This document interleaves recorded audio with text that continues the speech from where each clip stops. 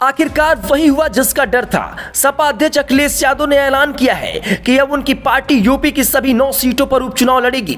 पहले उन्होंने 2 सीट कांग्रेस के लिए छोड़ दी थी, लेकिन कांग्रेस और ज्यादा सीटें चाहती थी। यूपी की सभी 9 सीटों पर 13 नवंबर को मतदान होंगे और नतीजे 23 नवंबर को आएंगे।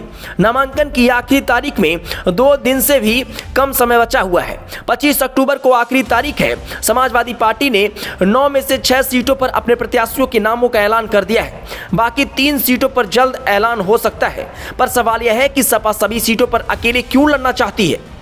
अखिलेश यादव ने सभी सीटों पर लड़ने का कारण बताते हुए एक्स पर लिखा कि बात सीट की नहीं जीत की है और इस रणनीति के तहत इंडिया गठबंधन के संयुक्त प्रत्याशी सभी 9 सीटों पर समाजवादी पार्टी के चुनाव चिन्ह साइकिल के निशान पर चुनाव लड़ेंगे। अखिलेश और समाजवादी पार्टी एक बड़ी जीत के लिए एकजुट होकर कंधे से कंधा मिलाकर साथ खड़ी है।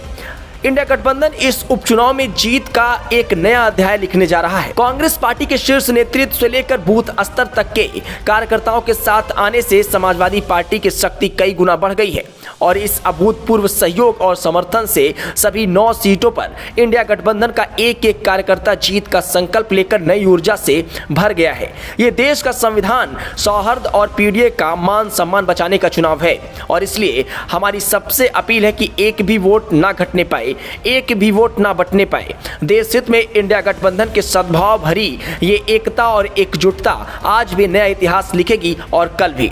बीजेपी और उनके सहयोगी दल की तरफ से अब तक उम्मीदवारों के नाम का ऐलान नहीं हो पाया है। 9 में से बीजेपी 8 पर खुद लड़ना चाहती है और 1 सीट आरएलडी को देने का फैसला किया है।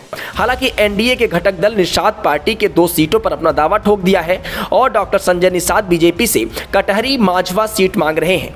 उनका तर्क यह है कि 2022 में दोनों सीटें गठबंधन में बीजेपी ने निषाद पार्टी को दी थी और इसलिए उपचुनाव में भी उन्हें उनके खाते की ये दोनों सीटें मिलनी चाहिए। हालांकि बीजेपी अब तक इस पर राजी नहीं दिख रही है। इन 9 सीटों में से यूं तो हर सीट महत्वपूर्ण है, लेकिन राजनीतिक प्रतिस्पर्धा को देखें तो महत्वपूर्ण सीटों में पहला नाम करहल का है।